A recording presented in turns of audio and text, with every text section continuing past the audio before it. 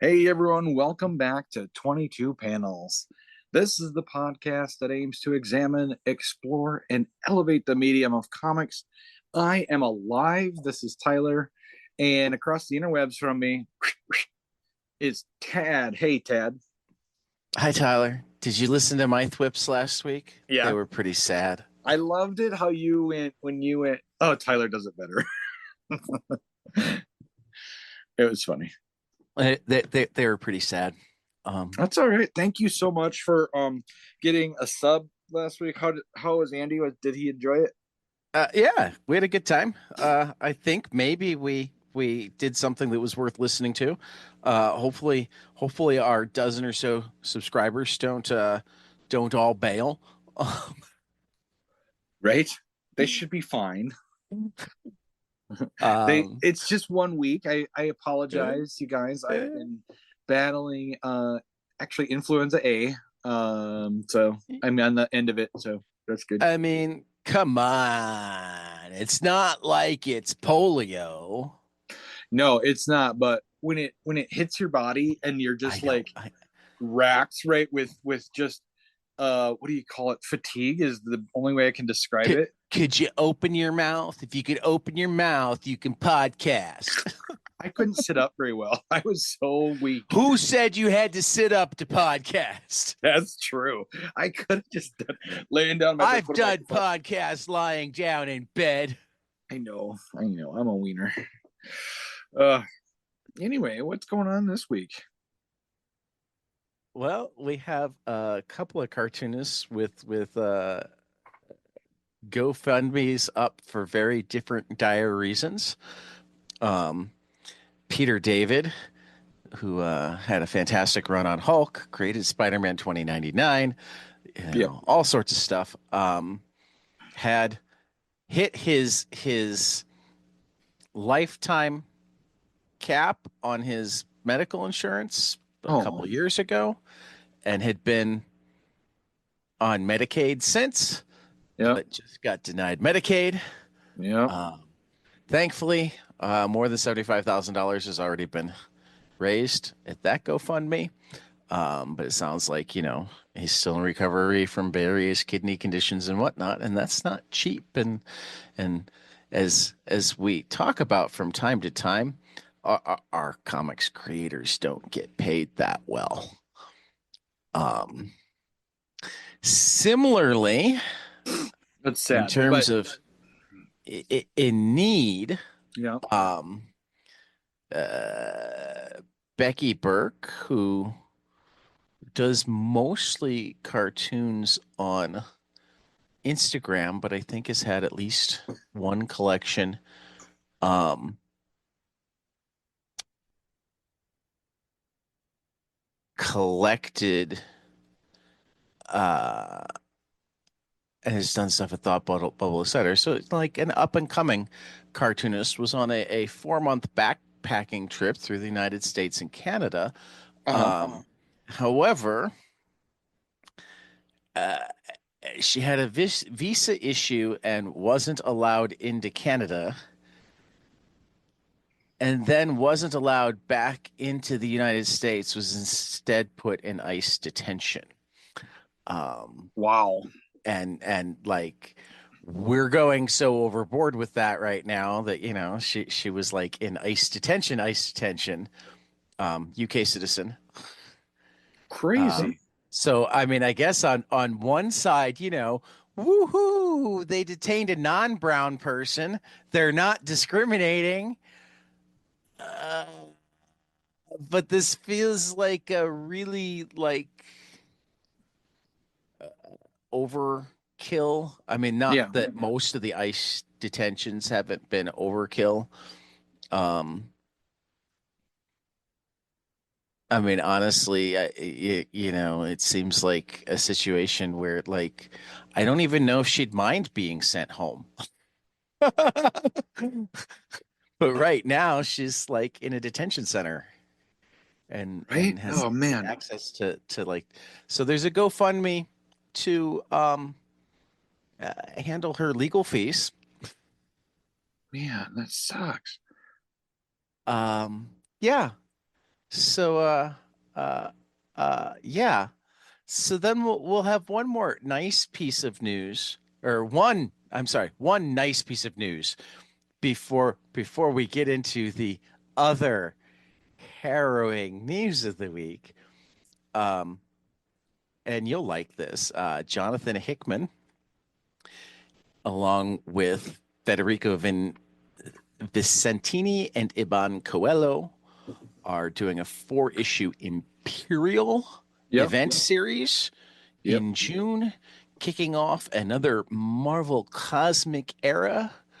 Looks like we got some Hulk badass Hulk girls. and Gamora, and no, those aren't Skrulls. That's Hulk, and that's Oh, Gamora, and that's Peter Quill, and that's Black Panther. okay. Okay. It says Hulk family, so that could be a different Hulk. Okay. Um, I liked the Hulk. Oh, maybe it's She-Hulk, not Gamora, with a big sword though. Right. That's cool. Yeah. I I tried to get into Hulk when they what was the kind of horror-ish Oh, Hulk that was series? really good. Yeah, that's when I Immortal Hulk. Immortal Hulk. Yep. I Immortal followed Hulk that, was and then I kind fantastic. of dropped off Hulk again after that. Yeah. You're right. It Yeah. was fantastic. That's another one that we should consider reading. Yes, I agree because he's a character Um, that yeah. so I discovered, and we've talked about Zateo a few times. Zateo is the independent news source founded by Mehdi Hassan when he left um, MSNBC. Yeah. Uh, they have a nice month or weekly newsletter. I mean, they've Hmm. got daily stuff too, but they have a weekly roundup. This week in democracy.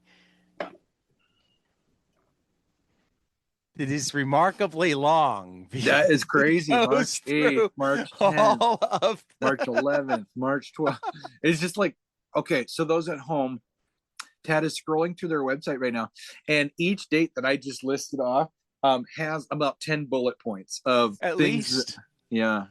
at least. But I'm gonna focus just on a couple of big ones. I'm not even gonna make a big deal about, the number of people laid off at the Department of Education. Right. Um, on Saturday, Yeah. after Andy and I recorded, immigration officers detained Mahmoud Khalil, Yep. a recent Columbia University graduate and green card holder, and married to an American citizen who's 8 months pregnant. Man. They did so on the specific orders of the Secretary of State. Um, so far, their entire legal argument is a Cold War authority given to the Secretary of State to deport people who may represent threats to American diplomatic interests. So it's another one of those things that's never been tested in court because nobody's ever been like crazy enough to go, oh, let's just throw out the First Amendment and say, I don't like you. And we think it could be hard for us talking to foreign countries, just the fact that you live here. Right. Um, It's stupid. I mean, he, okay, yeah, he's a sympathizer, but is he a sympathizer? that's what I No, heard. well, if we define sympathizer as he believes Palestinians have a right to live, You're right. You're right. sure. Yep.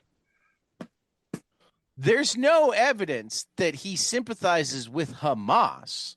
Okay, that's what I All of have. the organizations that he was part of had Jewish members as well. That they were not at all about, hey, those Hamas guys did good. Okay.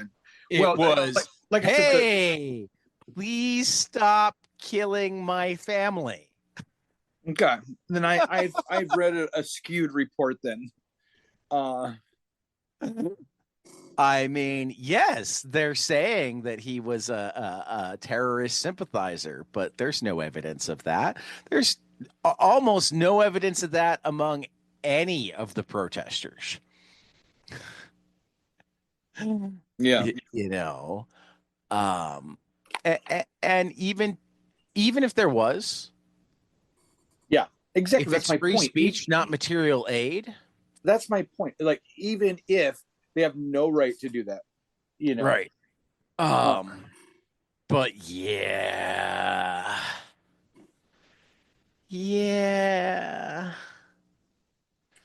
what else? Okay, stock Yeah. market University of plummeted. Minnesota became the latest to obey in advance. Yeah. Um, with new guidelines about political speech on campus. Yep.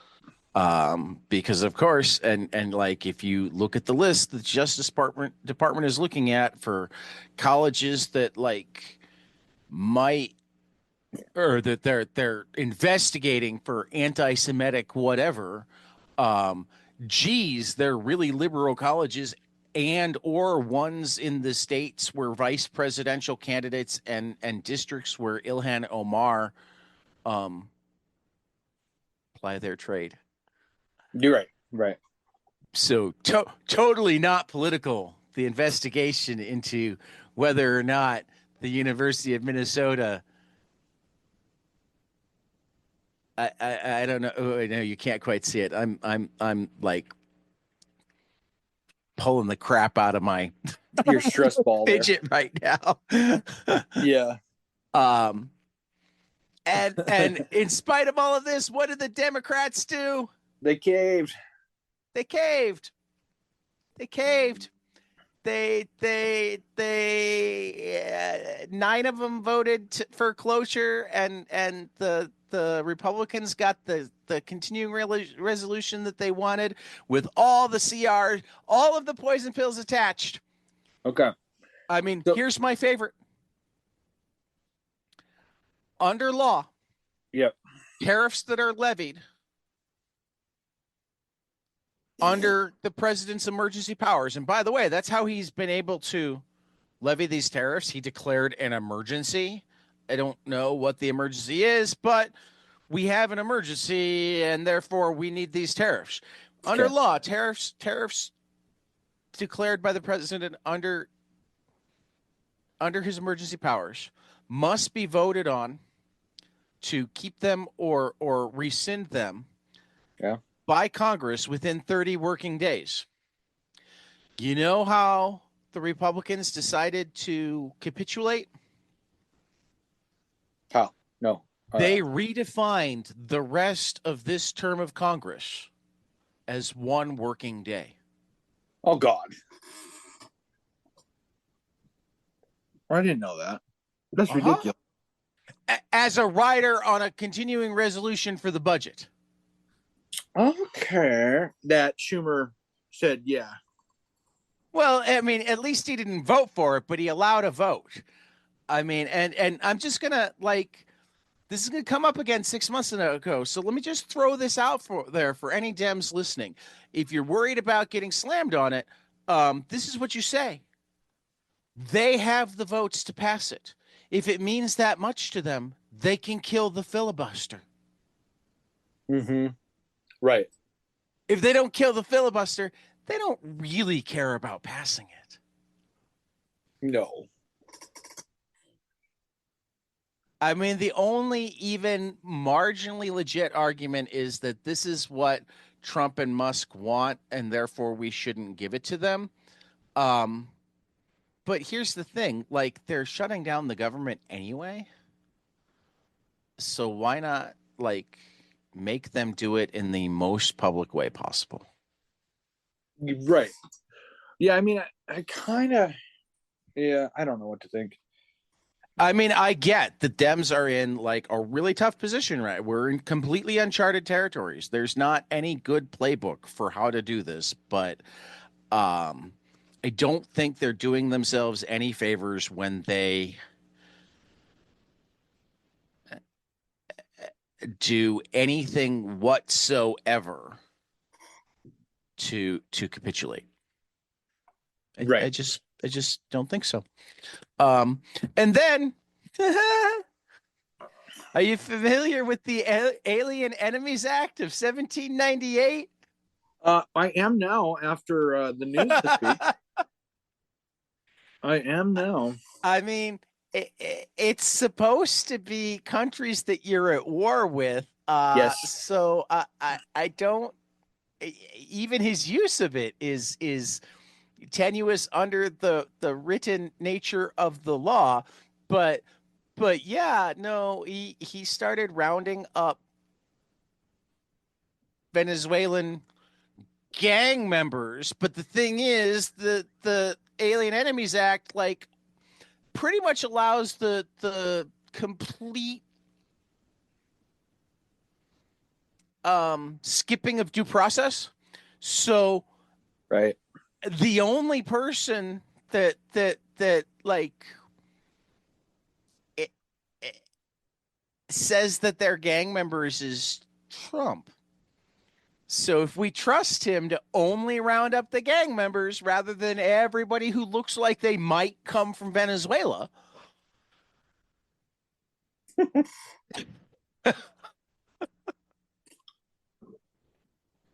I don't know.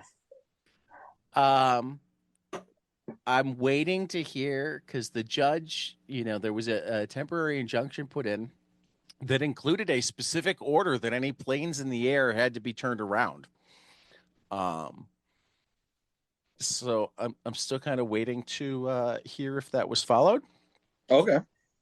Um, but more and more, like the line from the White House has been that like, oh, those low level judges don't have the right to tell us what to do. Right. Um, so, um, yeah, yeah, we continue to live in Fahrenheit 1984. Fahrenheit 1984. I like that. Um, with some Brave New World mixed in. Brave New Fahrenheit 1984. That's where we're living right now. Wow, three different authors in one. That's funny. Uh, If uh, you had to pick one of those, would you pick Ray Bradbury for a story to read? I mean, Bradbury's one of my favorite writers. So, Same, I mean, same. to a certain extent, I think people should read all three of them right now. And maybe Lazarus, just because we need a comic. Go read Lazarus. Yeah, That's the end game here, funny. where the vast majority of the population is considered waste.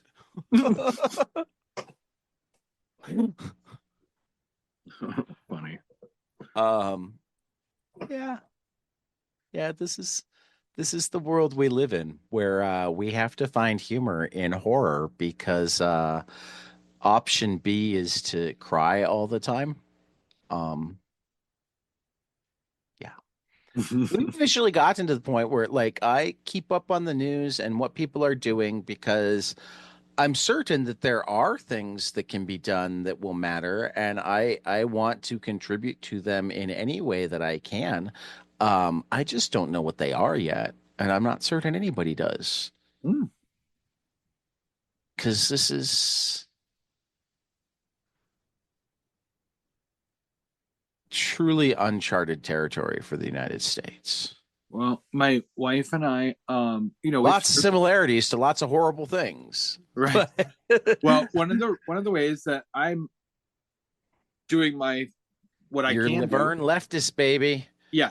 But to expand beyond that, we recently were visited by a nearby chapter of a resistance group that Yay. that wants to make us a Laverne chapter. Cool. So now all of a sudden we are a chapter of a nationwide group if Nice. if we want to do that. So Nice. I've got a meeting coming up with I my mean, I Laverne guess that lefties. makes it more likely that you'll get deported I know. because, the bigger the organization you're in. So if we ever miss Tyler for more than a couple of weeks, somebody needs to go check Guantanamo. I'm not saying that he's actually not an American citizen. He is. I'm just not certain how long that's going to matter. I agree with you. I agree. And any opposition are going to be shut down very quickly. I know it's coming. If our podcast goes silent, they're using the NSA keyword stuff and going, "Ooh, dissidents." They said homosexual. Yep. one of my favorite political cartoons this week,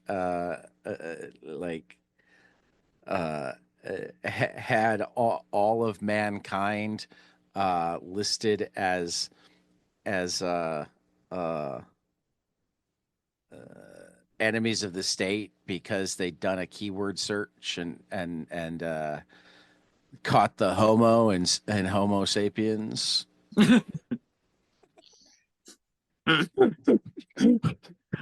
Oh, funny. Oh man. Funny story. I in the play that I'm in, the guy that I act against, I'm the straight man. He's more of the comedic relief, and the guy I act against, he is actually a trans male, and so when that came up in Wait a minute, those really don't exist. We only talk about trans females in this country. So he he and I were talking about this openly during rehearsal, and a high school girl who is in the play with us, she says, "Wait a minute, you're transgender?" And he says, "Yeah." And then she goes, "Oh, good job." And he goes, "Good job? What?" And then she goes, "I couldn't tell, so you must be doing it right." She goes, I mean, okay. That was her reaction. Good job. I mean, that's better than I quit. I know. No. Everybody is totally open. It's not like that at all. We are a great group. No, I get that.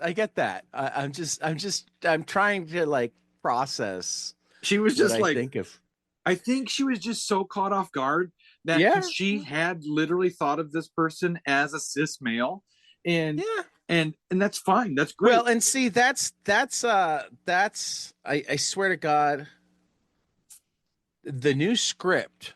Mm-hmm. Anytime a reporter is asking you about trans rights, is to ask them to prove their gender. Right? I know. Yeah. Jesse Waters wants to add trans rights. You just say, "How do I know you're a man?" Prove it. Yeah. Prove it. Because that's what you're asking for when you talk about bathroom laws. That's what you're asking for when you talk about what sports team you can play on. Yeah. Prove it. Yeah. Show me you're a man. Right. I agree. Is that what we're going to do? We're going to put people outside of every bathroom. I need to see your genitals before you can walk in. Oh, but wait a minute. Those look like they were created by plastic surgery. We need to do a blood test. Those aren't real balls.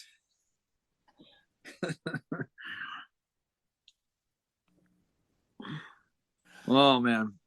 And like, it infuriates me that people don't ask that basic question. Oh, we got to have a law against trans females using ladies' bathrooms. Nobody goes, yeah, how the fuck do you enforce that law? I know. Exactly. I agree. I know. I don't know either. Anyway, we got to have a law against trans the like 10 trans kids nationwide that actually participate in sports. We got to have a law that tells them they can't. We're talking about less than 1% of the population of sports, right? Trans sports athletes. That's what I'm looking for. Athletes, trans athletes. Well, no, even less than that. There are 50,000 college athletes. Okay. And less than 10 trans college athletes. Okay.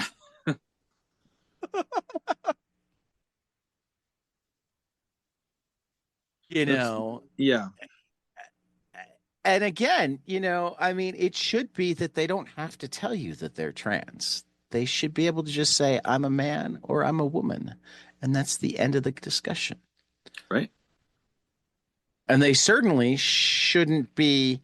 I mean, it leads to stuff like this summer's Olympics where it's like, oh, she's a really good boxer and she doesn't look feminine enough. So I'm going to decide that she's trans.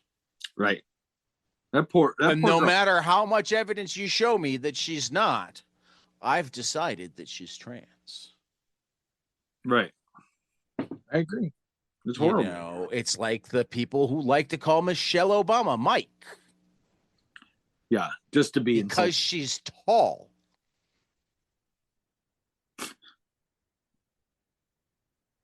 Yeah. I mean, of all the stupid asinine bullshit. So, why don't you tell us about Dark Honor? Dark Honor, new series coming out. Let me see here. I gotta make room on my screen for your. All right, Dark. Image Comics, Ethan Sachs, K.S. Bruce, Brian Duke Cubellis, and Fico Asio. Take it away, Okay. Tyler.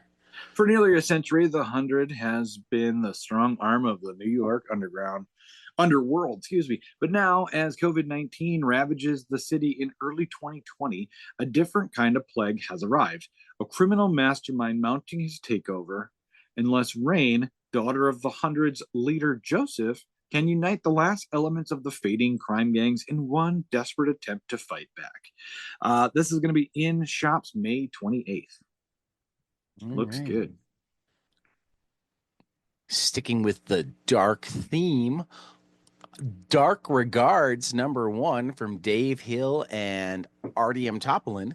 Sometimes you break the internet, and sometimes the internet breaks you. At last, the true story of the viral hoax so insane it could only be told as a comic book. From the honestly pretty impressive mind of multi-hyphenate writer, comedian, actor, musician Dave Hill and breakout artist Artyom Topolin comes the shockingly true, terrifying, hilarious, and only modestly exaggerated tale of how one stand-up comedian forged a secret online identity as America's first true black metal icon and accidentally started an international incident in that almost wiped Gary, Indiana off the map. In stores May 14th from that's got to be Oni Press. I was about to say that's got to be Mad Cave, but it fits for Oni too. That's Oni. Yeah, as somebody who loves extreme metal music, this is right up my alley. This death metal comic book. Yeah. Cool. Gwenpool #1 from Caven Scott and Stefano Nessi. Let's see here. No, okay. Gwenpool is back and more dangerous than ever. Everyone's favorite reality twister's life is changing, becoming darker, grittier, and bringing her own brand of hyper-violent justice to a battle-strewn New York. Talk about hyphenates. Who is this dark Gwenpool, and what has she got to do with the spectacular Spider-Man? This is going to be in shops on May 14th from Marvel.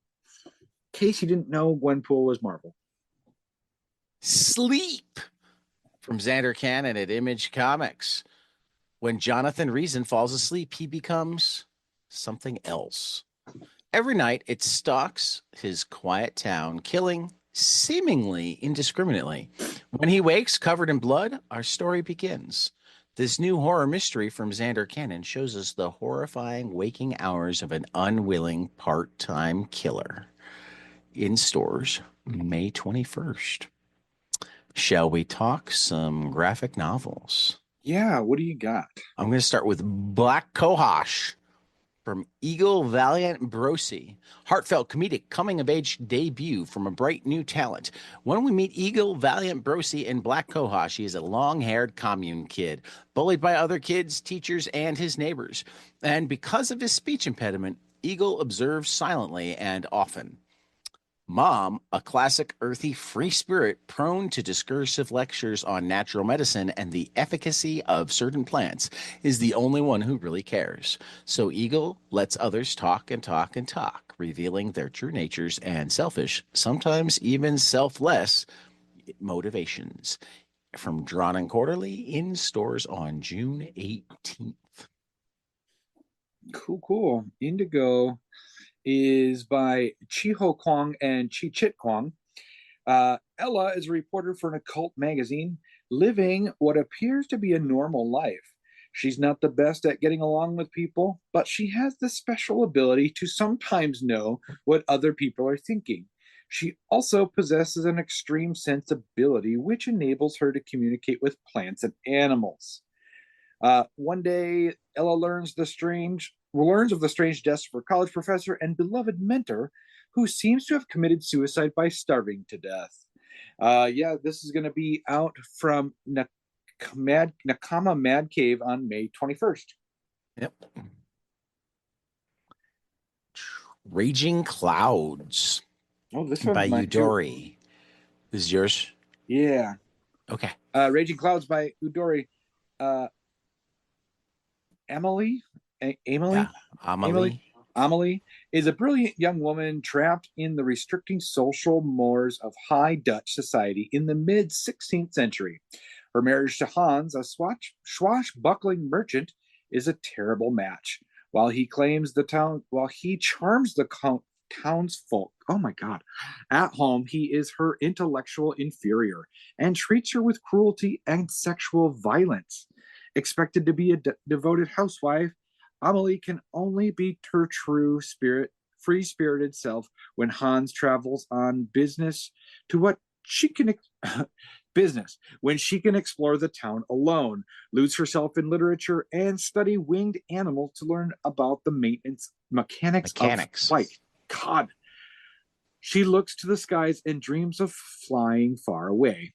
Her life changes when Hans returns from his journey with Sahara, a slave mistress from a distant land.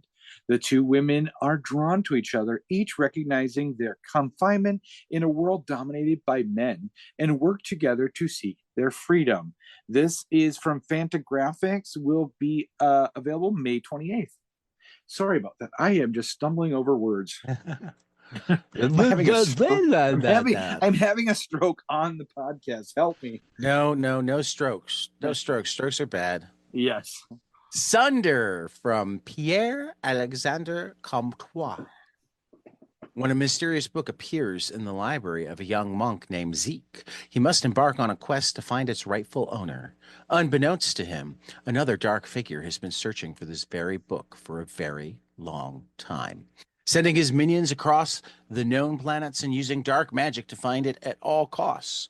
When the evil figure realizes the manuscript has finally resurfaced, he sets events in motion that will send Zeke on an adventure unlike anything he could ever imagine, leading Zeke to discover his true identity and destiny. From Mad Cave Books in stores on May 7th. Looks great. Couple of collections. Earth Divers Omnibus. I've only read the first volume of Earth Divers so far, but it's pretty cool. Is it? Okay. Yeah. The year is 2112, and it's the apocalypse exactly as expected. Rivers receding, oceans rising, civilizations crumbling. Humanity has given up hope, except for a group of indigenous outcasts who have discovered a time travel portal and figured out where everything took a turn for the worst. America. Convinced that the only way to save the world is to rewrite its past, they send one of their own, a reluctant linguist named Tad, on a bloody one-way mission to 1492 to kill Christopher Columbus before he reaches the so-called New World. But there are steep costs to disrupting the timeline, and his actions could trigger a devastating new fate for his friends and future. That's great. You don't see your name in a story too often. Not a lot. No. So that makes me happy too, but that's not even, the second volume they go to the Ice Age, and the third volume to 1776. Okay. So yeah, nice alternate history, trying to to save the world by fixing North American fuck ups. All right, this one is right up my alley. This is Marvel Superheroes Secret Wars Gallery Edition. This is the Jim Shooter, Mike Zeck, Bob Layton uh, Yeah, hardcover. This is I'm torn on this. One part of me really wants it, and one part of me looks at that $125 price tag and goes, "Do I really want it that much?" right. Uh, so this is Probably the read this part. Yeah, this is the Marvel Archives edition of the Amazing Story, right? This is the deluxe oversized hardcover. The original comic stories presented as they were first printed, packed with bonus features complete with ads, fan letter pages, and more. Cover galleries highlighting the work of legendary artists from the era. This looks cool, you guys. So you're going to leap into the cosmic chaos of Marvel Superheroes Secret Wars, a saga that redefined comic book storytelling and left an indelible mark on the mid 1980s cultural landscape. In 1984, Marvel dropped a superpowered bombshell that changed everything. This is going to be in shop September 16. Yeah. This I'm so torn on this because like it's expensive, but like Secret Wars was also my first series, and I like oversized things to really like dig into the art. So it's Mm-hmm. like, ugh. So like I comes out in find September. So this is my quiet thing going out to all of the listeners. This would not necessarily be a bad Christmas present because I'll here's the probably thing. still be like debating. I love books like that as well. But like I notice that after I go through it, I never look at it again. See, Once I'm it not goes like that. once it goes on the shelf, I'm just kind of like, oh, there it is. I am not like that, but um the two complete series that I have in absolute editions Yeah. are Transmetropolitan and Sandman. Mm-hmm. So I almost feel like if I get the big oversize, then we'll find out something horrible about Shooter or Mike Sapp. You Yes. know? Yes. I mean, it's like What do you do with your Sandman collection now? No, I'm just kidding. I'm not getting rid of it, but I'm not as proud of it either. Exactly. Yep. Not getting rid of it, but I'm not proud of it anymore. Yeah, I yeah. agree. Hopefully nothing bad happens to Jim Shooter or we find out anything bad about him. Right, right. So anyway, final alert cut off this week. Buried long, long ago from Anthony Cleveland and Alex Cormack at Mad Cave. Tyler will probably get our interview with them up today or tomorrow. With any luck, Today. you'll be able to Yep. listen to it before the actual final order cutoff. If not, we've been sick. That stuff happens. You know, sorry. The cabbie from Marty Riera Ferrer at Fanagraphics. Godzilla versus Los Angeles from Dave Baker, Gabriel Hardman, Jay Gonzo at IDW. Did you read the Godzilla versus Chicago? Yeah. It was Fucking so fun. amazing. It was Yeah. great.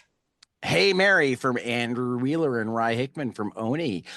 Moonshine Bigfoot #1. If you dug back in our archives, we talked Yep. to this team when they were doing the Kickstarter. Zach Howard, Mike Marlowe, and Steve Ellis at Image. Slasher's Apprentice. So your book. Mm-hmm. Did you look at this from Justin Richards and Val Halverson at Mad Cave? Yep. And Star Wars #1, the post Return of the Jedi ongoing series from Alex Segura and Phil Noto. Crowdfunding right now, Trombone Man, Ska's Fallen Genius from Adam Rees, Constantino Pistorius on Kickstarter through March 21st, and Zombie Date Night #2 from Steve Urena and Sergei Dominik on Kickstarter through April 15th. So what did you love this week, Tyler? It's funny. I get that I physically hold it up for you to see as if you haven't seen this before. You, you, Anyways, you mean you mean this one that I've bought a copy of? I've been sent a comp copy of because there was a copy of it with like my dozen uh, copies of American Nature Presents that they recently sent me. That sort right? of thing. Yes. Santos Sisters, number six, right? Or what number are we on? Eight. Number 8, Eight. Santos Sisters, number eight, was just hilarious. You know, always. Elena and Ambar are just funny, and Todd gets into some craziness in this issue. And plus, you guys, there's an 10 ad. o'clock, baby. What's that? 10 o'clock, baby. Yep. There is a ad from 22 panels in this issue that I thought was pretty cool when I found it because it was right next to the Challengers ad. Uh, so, Good company. yep, I thought that we were Good in good company together. good Uh, company, yeah. my second pick was Lenore, the Time War number 2 from Roman Dirge. I love it's just stupid, silly. I mean, not stupid in like it's no, it's just it's so silly and it's macabre and it's weird and um he what I like he does the whole thing beginning to end himself. I mean, as far as coloring and lettering and everything. And yeah, Roman Dirge's Lenore and Batman: The Long Halloween, The Last Halloween. We're halfway through this thing. And See, I'm trying to figure out if you got yours a week late and I just never got around to reading mine last week, or if I didn't get mine this week. for this, Yeah. I wondered that too if I got mine late because I I thought the same thing when I picked it up off the shelf. It was on the new release wall, so I assumed it was this week. Right.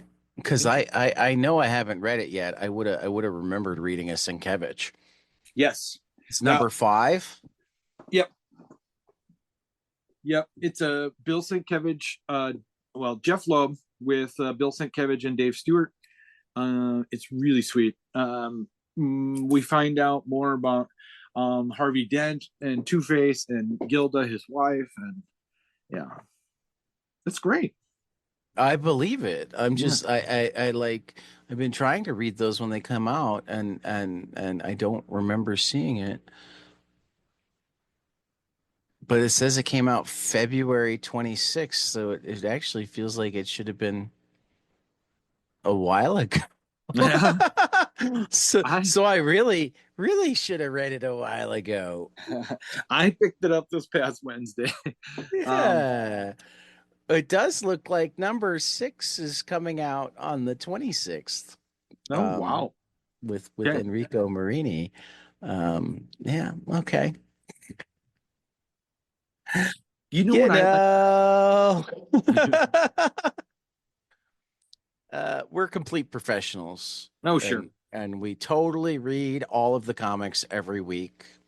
We never accidentally forget to read important books ever. No, of course not. What did you read? Assorted Crisis Events #1 from Dennis Camp and Eric Yeah. Zawadzki.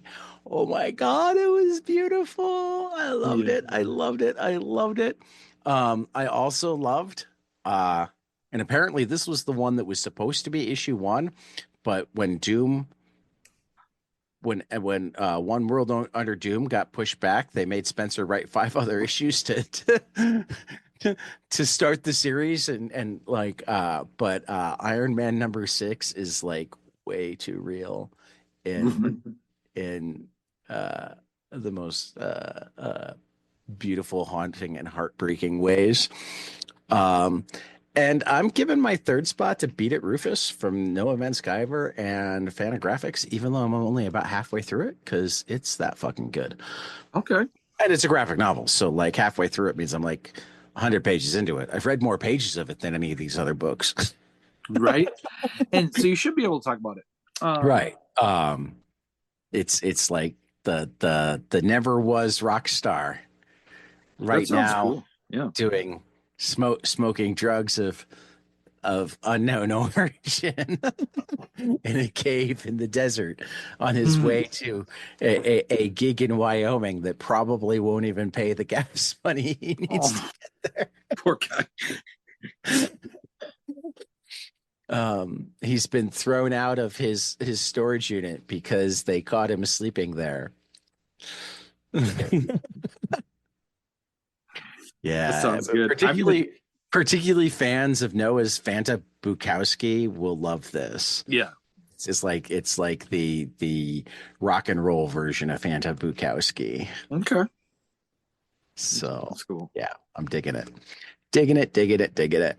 So One Piece, they got a new ship, man. Yes. The uh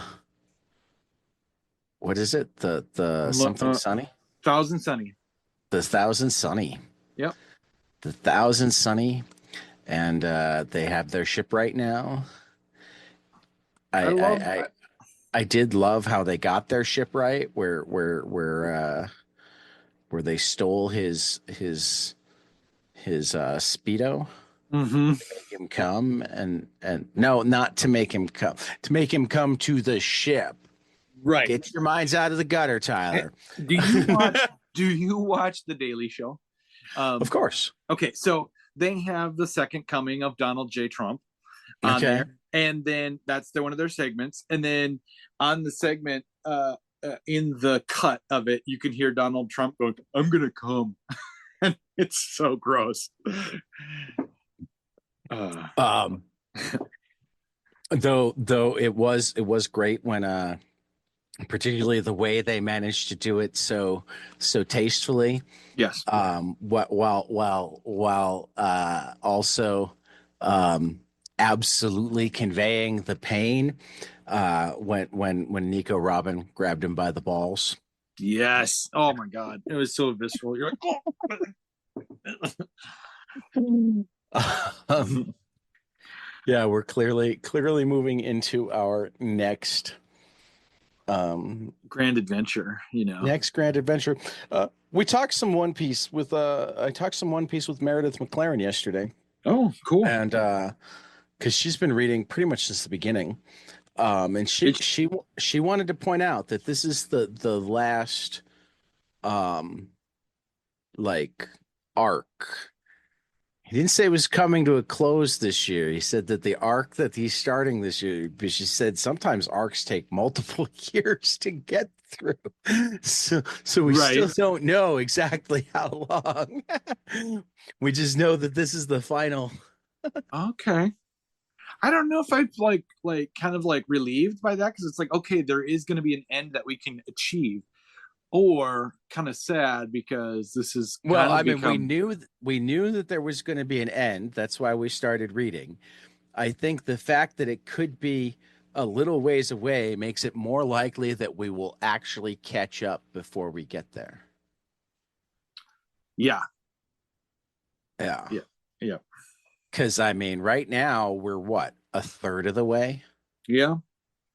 I mean, what was the newest Or chapter? 11 something. Going to my thing. Me too. This is good podcasting. I'm Oh scrolling. yeah. Newest chapter was 1142. 11:42. So Okay. we are a little bit more than Yeah, we're in a third of the 440. way. I'm 442. You're 339. 439. That's what I said, right? You're not you said 339. I am Again? not 100 chapters behind you. Nice try. 442 and 439 are the Yeah. numbers. Nice try. Nice try, Johnson. Come on. Trying to go, hey, look at me. I'm 100 chapters ahead. Yeah. Get your me. shit together, Tyler. Come on. Come on. Okay. Yeah. So this race through One Piece is there's an end goal, right? We're going to read this whole thing. And we are. And we'll get there. Yeah. Yeah, it's really cool. They got a new ship. This is the Thousand Sunny. And it's a sweet ship. And Usopp's back. And what's their shipwright's name again, right? Why am I forgetting? Hold on, I'm going back into the issue. I'm scrolling, scrolling, scrolling, Scrolling along. scrolling. I'm in the 800s. Hold on. 700s. 6, 5, 4.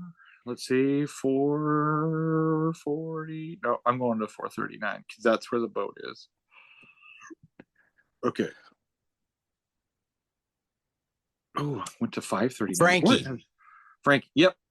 See, you scrolled. I Googled One Piece shipwright.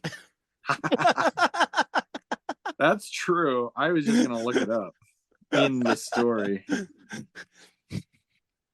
That's funny. Frankie has joined the crew after being taken by the balls by What's Nico her Robin. name? Nico Robin. Nico Robin. Yeah. So yeah. That's We great. continue to have fun with One Piece. I'm looking forward to this. We got away from Grandpa again. Yeah. We got to see Shanks and Whitebeard, teasing some stuff. And hear some about Blackbeard. I think we might be going Blackbeard's direction next. That was a tease too. So yeah, some interesting stuff. It's gonna be so great. How about Monstress? This was your first time reading Monstress, wasn't it? Yep. And I was not aware of what the story was going to be. I did not look it up ahead of time or anything like that. So when I opened it, I had to like double check whether I had the right story. I checked your notes. I originally thought I had wrote Monstress wrong. I thought it was Monstress. And so there is a comic book called Monstress, by the way. Yeah, that's not the one. We want Monstress. Yes. Yep. Monstress. Yep. So I thought it was great. As in female monster. Yes. When I opened the right one. Yeah, when I opened the right one and saw the artwork, I loved my it. God, Tana Sakita's artwork is it's beautiful and she's I'm gonna open it right now, so sorry, bear with me. No, it's okay. It's like, and they do take breaks, though never a saga length break. And they've also managed to put out 3 graphic novels that are like connected to each other, but in a different universe in the time that they've been doing Monstress. But it's come out relatively consistently, not quite monthly, because again, they sometimes take hiatuses in between arcs. Yeah. Despite that ridiculous quality of art. That's just what I was going to say. How they keep up with that pace of this high quality art, right? And I mean, the first issue came out in issue 1 came out November 4th, 2015. So it's been going for a little bit less than 10 years. 10 years. And they are 57 issues into it. So they're doing like a 6-issue arc per year. So I guess just averaging 2 months, though they come out monthly when they come out.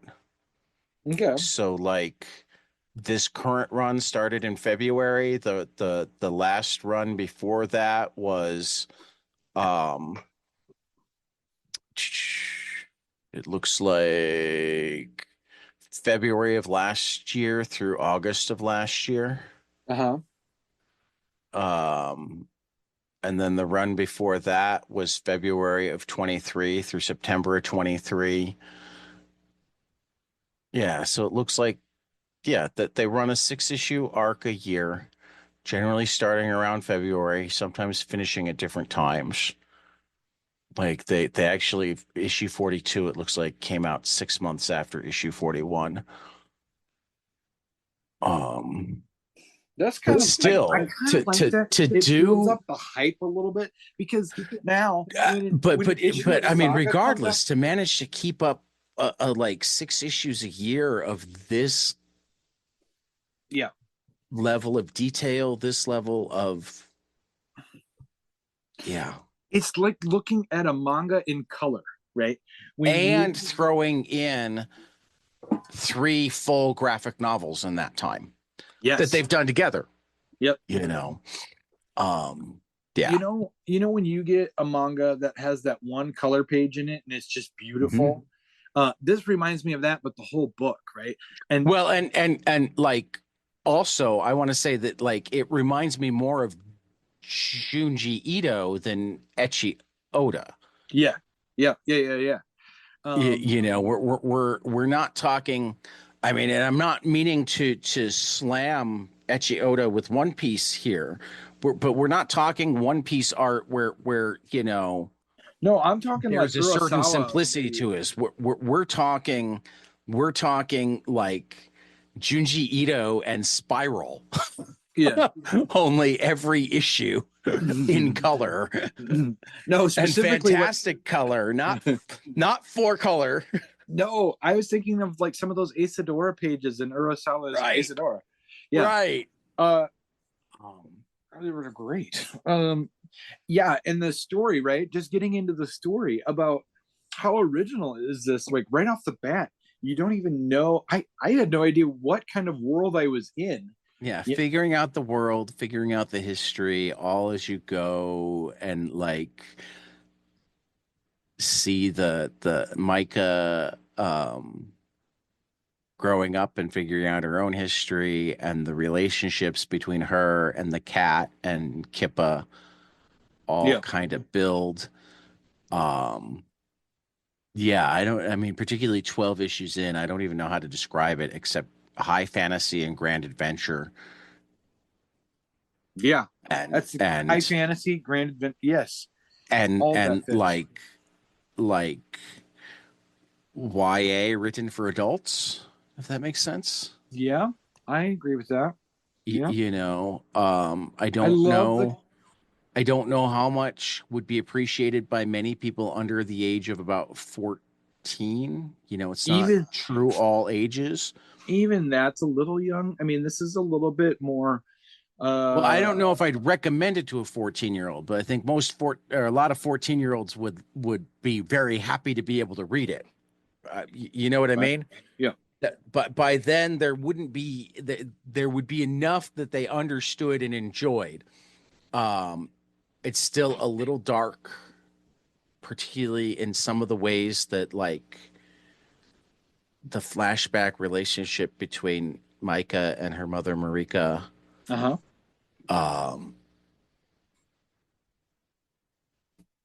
is sometimes really dark. It is so dark. I mean, that's a huge part of like Micah's defining character is her trying to figure out did her mother love her or only think of her as a tool As for a tool, right? Yep. right. Well, And we're still finding out exactly like I mean, we know that she was like literally bred for this mysterious huge cult. Yeah. power, but Yep. we still don't know like why they care about the power beyond that it's power. Yeah. We know that there are at least 3 major competing factions. But like we're still learning the history of the world and whatnot, and it's Yes. And for me, the biggest thing is I love the multiple different characters. Right? They're not all the same species. It reminds me of like X-Men, where the mutants yeah, have like all different physical features to them, right? right, And so that's right. very creative in how they came up with, you know. It's also and it's one of the reasons I'm looking forward to getting catch caught up because I might go monthly once we get caught up. Um because the books are dense, Mm-hmm. you know. Yeah, they are. In fact, I was going to ask you, do we want to try to do 2 more volumes or do we want to slow down and just do a volume for next week? I would say a volume. I really struggled, Yeah, even in the 2 weeks we just had. I struggled to getting get through through the. 12 issues was Yeah, hard. I did. because Yep. they're dense. They're dense in a really good way. Yep. In fact, I would almost argue that I prefer their density than a lot of Alan Moore density. Oh, 100%. Alan You Moore, know, I like now don't get me wrong, I like Alan Moore, but he is a bit overrated, you know? And yeah, I don't even know if I'll call him overrated, but he's not. he's not the best at writing dense comic books. Well, I mean, he writes a particular kind of density where it feels dense. Yeah. Monstress doesn't feel dense until you realize that you just spent an hour with the issue. Yeah, that's true. I mean, I will say the exception to the rule in terms of even Alan Moore is I never feel like I've spent as much time with From Hell as I have. Even though I remember one of the times where I read the From Hell Master edition, one of the Yeah. issues Yeah. between the issue and the back notes, and the back notes are also well written. So like you want to read them, you know, the history of all the stuff that went into his um Jack the Ripper comic. You know, I wound up spending like 4 hours with a single issue. Do you find it like hard to read the script in there? Right. The Sometimes, that's what though I less in the master edition. Oh, okay. I should read that because That's something that I think Eddie cleaned up some, and or by adding color, it made it pop better. okay, because I mean that's my biggest critique of From Hell was being illegible a little bit. Well, and this is where I'll say that the master edition is absolutely the definitive edition. I Okay. don't know if I'll ever read it in black and white again. Oh, okay. Good You to know. know, Eddie did the colors, Eddie fixed some stuff with the ink and whatnot. You know, it was a work of love by the artist. You Cool. know, wasn't just, oh, let's do a color version and hand it off. I mean, I've actually been enjoying the color Walking Dead, but like that's still, you know, they took the originals and they handed it off to a colorist that they trusted It, versus Eddie took his own work and made it look more like he'd wanted it to begin with, okay. including reworking inks and various things, you know. Yeah. Um, I mean, Well, he's talked about it on our show. It was really a work of love for him. yep. Yep. Well, we better keep moving forward. I got to go with my wife to church in a little bit. And I promised my wife breakfast, so let's talk some What do you what hope we will be hope will be spectacular? spectacular. Well, first I want to say I've read Archaic, I've read Out of Alcatraz, and I've read Who Are the Power Pals, and fucking awesome are they all. Really? Yes. Okay. They I feel already the distinct possibility for a top 9 next week. Okay. Well, obviously, we talked about Out of Alcatraz when we talked about Chris Cantwell last 2 weeks Well, ago. and we booked Cantwell and Crook. Yep. So Okay. they're coming. I think you're Perfect. going to miss it because you don't have spring break when I have it, and it's during the day. But Okay. that's coming up. All right. And we talked about Who Are the Pals with Dwayne Murphy. Yep. Or I talked with him. Yeah. So that's up there. And I have gotten on a publicist list that's been sending me lots of stuff and set up a number of interviews for me for us at this point. So I might have to ask them about talking to Melissa and or Sally. Okay. But yeah, those are great. And like Batman and Robin Year One is next week. And I'm surprised that you don't have Flash #1 on your top 3 books of the week, because that's Jeff Lemire. Yeah. So what Um, happened was, I do not have a good way of looking at what DC books are coming out. I don't know where to go for just that. go to lunar.com. Lunar. Okay. And then I did see it when I was Or reading lunardistribution.com. when I was reading one of the Batman books. I saw an ad for it, either Dark Patterns or Right. Halloween. I saw an ad for it and I was like, holy crap. Right. So, yes, it did not get on my radar this week, but I am aware of it now. Yeah, yeah. But yeah, we've got some Challengers of the Unknown next week. We've got some Daredevil Unleash Hell next week, some Dark Empty Void next week, Exceptional X-Men next week, Power Fantasy, The Question, Spectrum, Those Not Afraid. Next week is a crazy good week. Yeah.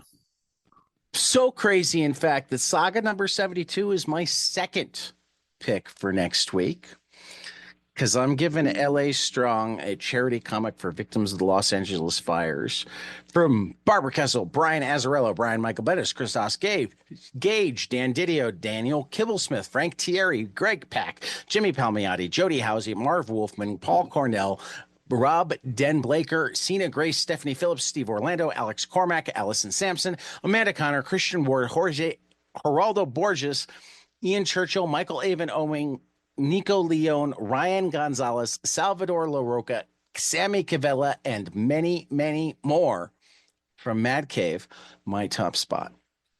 That's that's great. And James Tynion and Joshua Hickson's Deviant, number 9. The series wraps up this week. So Yeah. those are my top 3 Well, I in struggled. a ridiculously good week.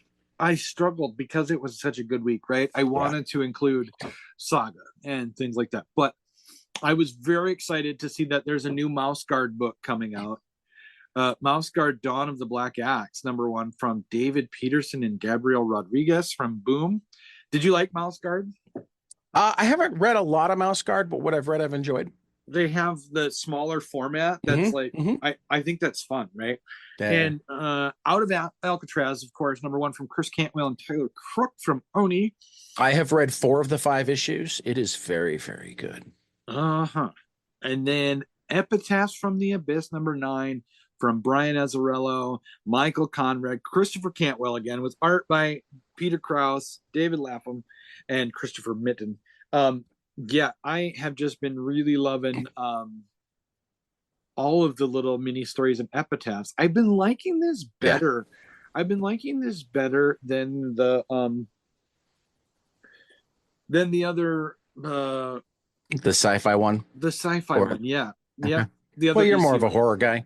Yep. I've been reading them both, but the sci-fi one has never really caught my attention as like something to put on the top 3, you know. Right.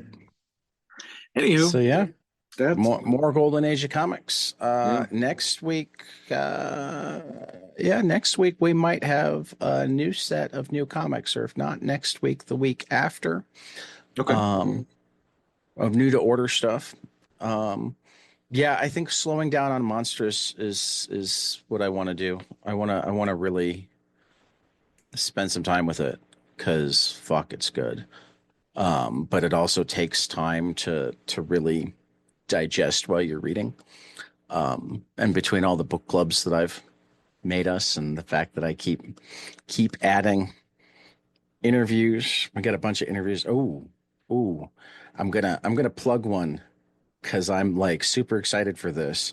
And if it winds up being an April Fool's Day joke, A, I will say well played, but B, it will be very, very sad because I booked Sherman Alexie. Nice. Yeah. Primarily prose / poet and the screenwriter of Smoke Signals and one of the great native voices of the last generation, who had comics in his semi-autobiographical, The Absolutely True Diary of a Part-Time Injury. Cool. We have him coming to the show. Perfect. It caught me off guard because I reached out like last October and they got back to me this week. And then it came together. Yeah, that does work out nice. Yeah. Yeah. Right. Lots of cool interviews coming up. For that matter, we've got Anthony Del Cole, who does Kill Shakespeare and the upcoming Kill Shakespeare Romeo and Juliet thing. We got Cantwell and Tyler Crook. Lots of cool stuff. Lots of cool stuff. So you got to get caught up because I'm about to send more stuff your direction. That's my goal for today. Yeah. So okay, we'll do. You got to take us out. You haven't actually taken us out. That's true. I was busy looking at my phone. All right, guys. I am caught. I just got caught on my phone, not paying attention to what's going on. You just listen to me babble. It's like, oh, this is off air stuff, right? No, you haven't said the words, Tyler. All right, guys. Thanks for listening, and we'll catch you guys after the next page. Thanks. Hey, guys. This is Tyler from 22 Panels. I'm here to tell you all about our Patreon. If you enjoy this show, please consider donating to our Patreon to keep this show going. We have many different tiers, all different levels to help you decide what's right for you. Okay, so get on out there to patreon.com/22 Panels Podcast.